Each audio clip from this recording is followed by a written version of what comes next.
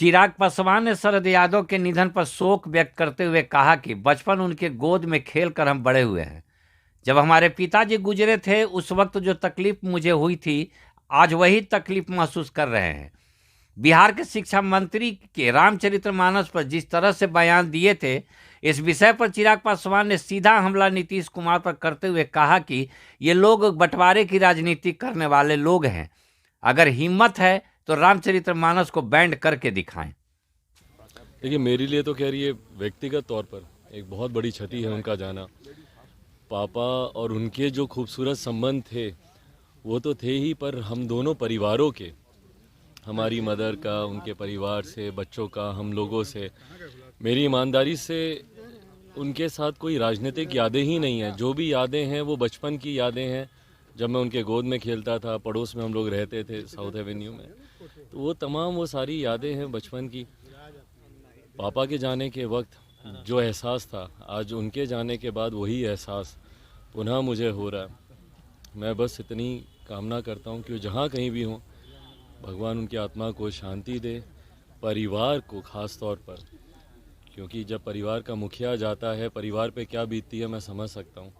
ऐसे में परिवार को हिम्मत मिले, हौसला मिले, यही कामना करता हूँ। आगे किस तरीके से याद करेंगे उनको? जैसे मैंने कहा, उनके साथ इतने खूबसूरत पल बिताए हैं बचपन से लेकर अभी तक, कई ऐसी यादें हैं। अभी बस एक बार जाना चाहता हूँ उनके अंतिम दर्शन के लिए। अभी दिल्ली ही निकल रहा हूँ, सीधा जाऊँगा घर पे उनके मुलाकात। शिक्षा मंत्री रामचरितमानस को लेकर बयान दिया है, विवाद तेज है। शर्मनाक, इससे ज़्यादा शर्मनाक और कोई बयान नहीं हो सकता। बहरहाल, बांटने की राजनीति करने की सोच के साथ ही ये सरकार आगे बढ़ रही है, और वो सोच इसलिए है क्योंकि इस सरकार के जो मुखिया हैं, मुख्यमंत्री नीतीश कुमार, वो पिछले लगभग 2 दशक से अगर प्रदेश के मुख्यमंत्री हैं तो कहीं ना कहीं बांटने की राजनीति को ही साथ कर वो आगे बढ़े।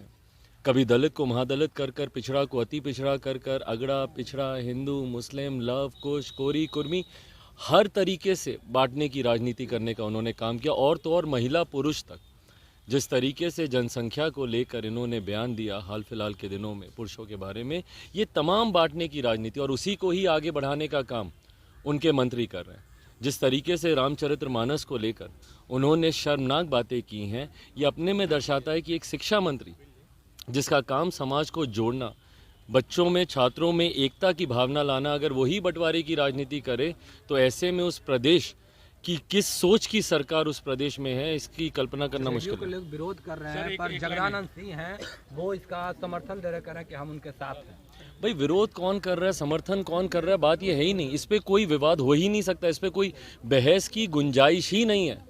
अगर हिम्मत है, अगर भाई शिक्षा मंत्री है ना प्रदेश के, हिम्मत है तो बैन करके दिखाएं रामचरितमानस को। भाई, ये गीदड़ भभकी आप किसको दे रहे हैं?